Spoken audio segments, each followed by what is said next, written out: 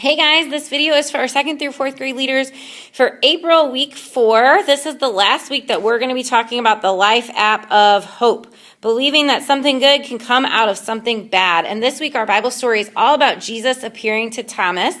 And our bottom line is, whatever happens, remember God is bigger than your questions. And I know Orange, the curriculum that we use, has said this before, that Thomas gets a bad rap and people call him Doubting Thomas.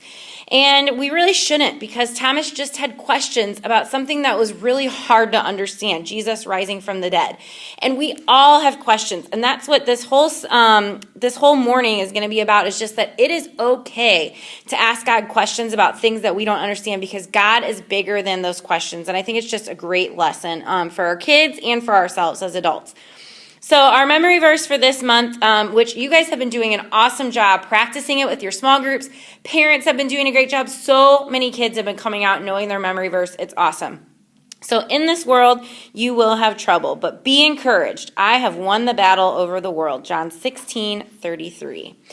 So we would love for you guys to meet us in the garage door room at 8:20 and 10:20 just to celebrate together. It's been a great time. I know I've gotten to know you guys better, and it's helped my prayer life just to be praying for different people on our Oak Ridge Kids team. But this week we'll also be thanking God for his ability just to handle our questions and asking God to help kids understand that it is not a bad thing when they have questions. So then you'll be back to your small groups by 8:30 and 10:30 to make sure you've got everything ready to go for when kids roll in. And when kids start to get here at 8:40 and 10:40, just welcome them, ask about their week, make sure any first-time guests feel welcome. And then you're just going to play a few games of 20 questions. So maybe you start with the thing and have kids ask you yes or no questions. And when you close this activity down, or just keep reminding them, guys, questions are important. They're how we learn about things. And then when service starts at 9 and 11, you're going to hand out some little slips of paper and some pens or markers or whatever you'd like to use. And you're going to have kids write down a question or two that they would like to know about the other kids in the group. So maybe their favorite movie, their favorite show, their favorite color, the last book they read. Here's some suggestions here. There's some supplemental questions that you could throw in. And then when they've written their questions, you're going to put them in a bowl, or most likely probably a little brown paper sack. And then you'll have kids take turns pulling a question out of the bowl and answering it. And you'll just close this activity down by saying, so guys, I hope you all learned something new about each other by asking questions today. And asking questions is a good way to get to know people better, even if you've known them for a long time. Well, today in large group, we're going to hear a story about someone who had a lot of questions. So then you'll head over to large group to worship and hear the story about Thomas. When you get back from large group, you're going to do a review activity called Mystery Box. So you're going to have a box in your group that is going to have a bunch of pinwheels inside that look like this. And you're going to have kids sit in a circle, and you're going to put the box in the middle of the group, and don't let them touch it or pick it up. And you're going to go around the group and have kids ask yes or no questions to get clues about what's inside of the box. And if a kid asks a question and the answer is yes, then they get to ask another question. If the answer is no, then you'll go on to the next kid and just maybe limit it to 2 questions per kid. So if they want to make a guess about what's inside the box, they can do that during their turn and just keep going until somebody guesses, or if it's just dragging out, then you can kind of give them some hints.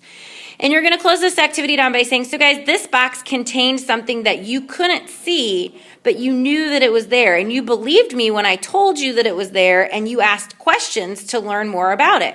And that's a lot like God. We know that he's there even though we can't see him. And it's like these pinwheels.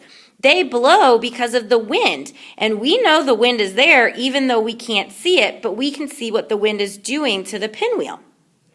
So we need to ask questions about God to learn more about who he is and what he's like, so that we can get to know him better. And we never have to worry that we're asking too many questions or the wrong questions, because whatever happens, remember, God is bigger than your questions. And all the kids get to take home a pinwheel this week. So make sure they all bring one home with them. Maybe you want to collect them after this activity so they're not annoying you with them the rest of the morning, but they do get to take one home.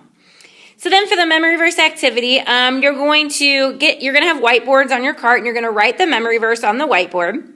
And then you're going to hand out these little action strips. So it's the memory verse broken up into pieces, and each little piece has a different kind of motion to go with it. And you're going to have kids start doing the motion on their strip of paper. So you're going to split your kids into 2 groups. So you'll have 2 sets of these strips. And if you don't have, so there's 7 strips, so that would mean that you would have to have 14 kids in your group. So that's a lot of kids. You might not have that many kids, so you might have to combine with another group or groups in your room. So you might have 3 of these going around at once instead of just 2. You're just going to kind of have to count it out how your group is going. And so so then they're gonna start doing, so like if I got this slip of paper, then I'm gonna start walking around the room with my hand over my head, making it like a world. And I'm gonna walk around the room doing that, and I'm gonna look for the other kids that are doing that same motion. And I'm gonna encourage them to work together to see if they can figure out what part of the verse goes with which motion. So once they've figured out all the motions, so kind of once the kids have grouped up, go around the room and say, okay, this group, what's your motion? Okay, guys, what part of the verse do you think that is? So once the groups have figured out all the motions, have them arrange themselves in order and say the verse together.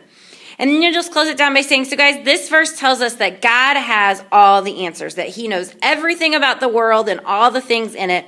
And he knows about space and time and heaven and all the things outside of earth. And even though God might not always answer all of our questions, he never gets upset with us asking them. So whatever happens, remember, God is bigger than your questions, and God will always be there for us. And he wants us to keep talking to him and asking to him more about his creation. So then you have some optional small group discussion questions for your group. Why is it important to ask questions about the Bible and God and our faith? Is it okay to doubt? Yes, it is. It's okay to ask questions, to not be sure. What should you do when you have questions and doubts about your faith? Who can you go to? Small group leaders, parents, grandparents, aunts, uncles. And what questions do you have for God right now? Ask them if they have any questions for God.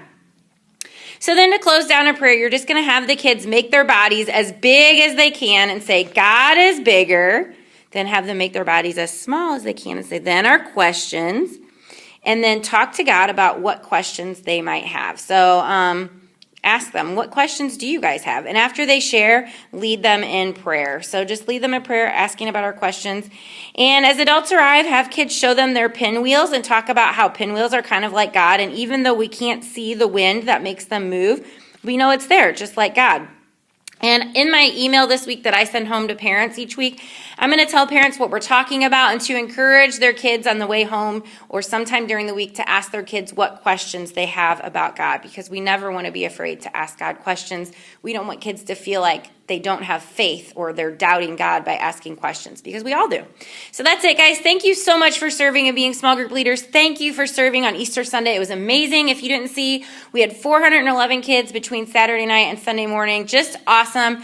Everyone was in a great mood, smiling. I just heard so many amazing things, and I saw you guys in action, and you're just so incredible. So thank you for everything you do.